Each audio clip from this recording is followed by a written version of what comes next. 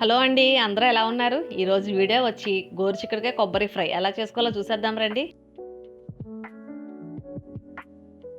గోరుచిక్కుళ్ళు తీసుకొని చిన్న చిన్న ముక్కల్లా కట్ చేసుకోవాలి. కుక్కర్‌లో వేసుకొని కొంచెం ఉప్పు వేసుకొని కొన్ని నీళ్లు పోసుకొని 3 విజిల్లు వేయించుకోవాలి.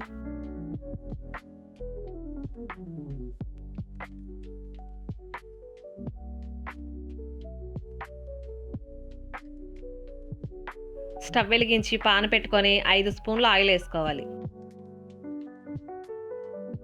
తాలింపుకి రెడీ చేసుకోవాలండి.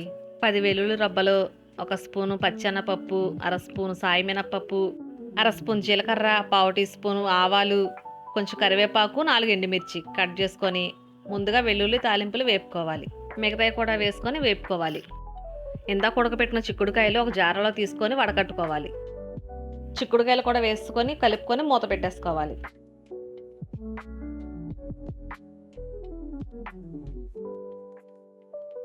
కొంచెం మగ్గాక రుచికి సరిపడా సాల్టు, పావు టీ స్పూన్ పసుపు వేసుకొని కలుపుకోవాలి.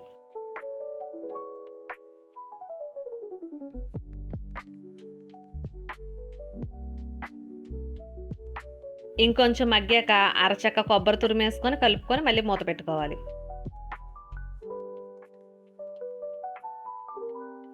ఇంకొంచెం మగ్గనిచ్చుకున్నాక అర టీ స్పూన్ కారం వేసుకొని కలుపుకోవాలి.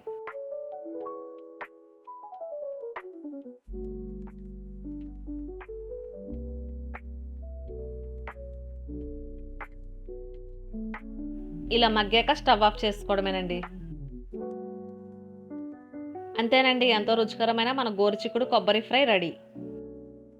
ఈ వీడియో కనుక మీకు నచ్చినట్టయితే లైక్ చేయండి, షేర్ చేయండి, సబ్స్క్రైబ్ చేయండి. Thank you.